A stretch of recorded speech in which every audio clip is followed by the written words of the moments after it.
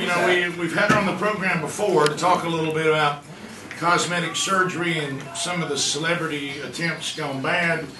Dr. Melanie Petro has joined us again today from Petro Cosmetic Surgery. She is back on the program. We just had another award show and the celebrities come out, and oh my goodness, we got celebrities out there that you don't even know who they are anymore because of the cosmetic surgery gone bad. And then you have some cases like we talked about before where Jennifer Grey actually, you know, had her nose fixed and it looks good, but she doesn't like herself anymore, so nobody wanted to.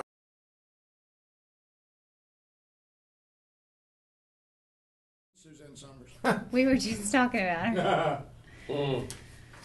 What's going on here? I mean, is it just like any obsession? They just don't know when to stop. People want their money, so they tell them what they want to hear instead of what they need to know. What's going on here? I can't figure out what she's had. Her face looks really, really puffy, and her.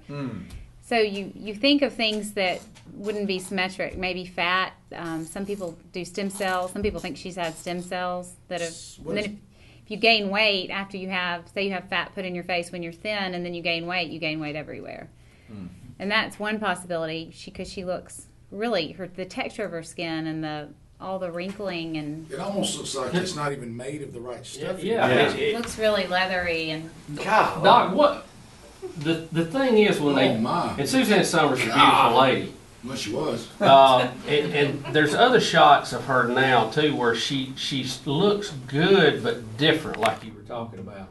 But like in that picture we just saw, why when they overdo it do they all start looking like Madame the Puppet? You know, they seem like they all begin to look alike. Yeah, you may be too young to remember that puppet. There was a no, but I remember the Catwoman. Do y'all know her? Yeah, what's her name? I forget her. That's who she reminds me of. Yeah, when they had all these surgeries, now she looks like some kind of animal. I mean, she really does. Yeah.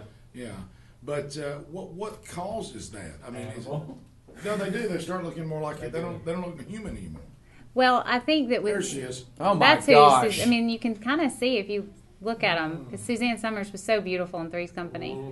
Well, she was even aging in a very, you know, she was still a beautiful older lady. Yeah. Well, it appears that she's got too much volume in her face, which is the most obvious thing, that she's just filled her face either full of fat or fillers, and she's over full. I mean, she looks like a stuffed animal, you know, bring back the animal theme. She looks like a stuffed animal, like her face is just absolutely overstuffed. And then when you age, I think it looks worse. Is there anything that can be done to make that look better? I don't think so. Maybe they need to make a face master. I think she needs. Yeah. Well, she didn't tell the truth about the thigh master. And she's getting paid back for it. It really does bother me when people don't tell the truth. But the thigh master, you know, she said she used it and told everybody to get on it, and people like me that had big thighs got on it, and it didn't do anything. So there are all these people out there frustrated because, you know, she wouldn't just say she'd had liposuction. When it finally came out, I mean, I wouldn't have liposuction and couldn't have felt freer because I thought the thigh master was going to work. And now we have another situation where she's had all this stuff done that doesn't look good, and no one wants to look like that, and she won't say what she's had done so everyone can avoid it. I mean, it's obvious this isn't the natural aging process. Yeah, what you're saying, like when I had staph infection and my face, you know, became disfigured, I told people what happened and what to avoid. Right. Yeah. So, hey, let me tell you what this is. Yeah. You don't want anything to do with this. Doc, too, we saw former Governor Arnold Schwarzenegger on yesterday and today. He's been out hawking something, and he's got a totally different look. It's like he looks like he's turned into the Terminator. His skin, they've got him pulled so tight that it doesn't look normal for his age. I mean, it doesn't. Well, we're not normally tight. Like even if you look at pictures of 10 and 11-year-olds, they have folds right here. So you always, and I'll get people that don't want any fold right there, that want it completely even, and I don't do it. I mean, because it doesn't. I mean, though certain lines on your face and expressions need to still be there. They do. You don't need to have a face that is so tight you can't even make an expression.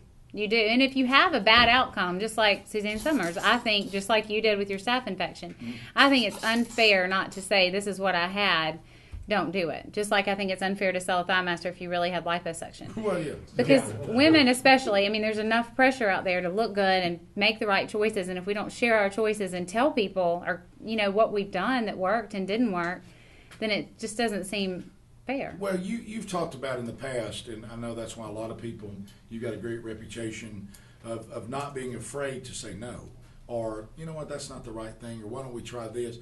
do you think sometimes a lot of it too? There's a certain responsibility to the people who perform these surgeries too, to say, you know, you may go somewhere else, but it's not going to happen here. Right. That's not right for you. That's a mistake, what you're trying to do.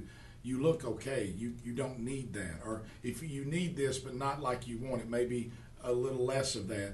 Isn't there some kind of, there's a certain call if you're in this line of work to also have the character to say, that's not the right thing to do. I mean, you don't really love anybody sometimes when you give them whatever they want. I'm not capable of that. I mean, I think Right. I value honesty and truth above everything else in the world. I think every human being should tell the truth to every other human being, no matter what. Right. But then in medicine, and there's first do no harm. If I don't think something's going to look good, I don't want to do it. I guess that's what makes it easy for me to say no. Is I don't want anything that's not pretty. So if I think it's not going to look good, I won't do it. Yeah. But I do think those people find somewhere else to go. I mean, I think one of the hardest things about cosmetic surgery is knowing when is stopping people. But it's not hard for me because I do it because I love it, and I really, if it's not going to look good, I don't want to do it. But I think they can find people to do it. Yeah, which is sad. But here's the other thing: we know that when it comes to eating disorders in this country, a lot of that, Why do you look at me? I'm talking about the ones who won't eat. That's why. Yeah, and I I'm the other way. understand that there really are mental problems in some of these situations. Because what they see in the mirror isn't reality. They see something that no one else sees. Can we find that also with these people with cosmetic surgery? What they see in the mirror cannot be what is real. I agree. They wouldn't do that. Well, there's something called body dysmorphic. I think everybody has it to some degree. Most women, anyway. I think men maybe have it reversed. Yeah. But women, That's called being delusional. It's called reverse body dysmorphic disorder. Body dysmorphic disorder is when you look in the mirror and you see something else. So, a thin girl can look and see somebody fat, or a very pretty girl can look and see something else. I think there are things in people's life that make it to where they feel worse. I think bad relationships, divorce, a parent's death or illness, or, can make you feel tired, look tired, and people can see something different. So a lot of times you have people that come in at a really hard time in their life, and you can give them a makeover, do some makeup or something that doesn't involve anything surgical, and let them wait till they come through it. But they're definitely, reverse, that is a big deal to the dysmorphic disorder. So you have to separate those So it people. is the same thing when it comes to cosmetic surgery.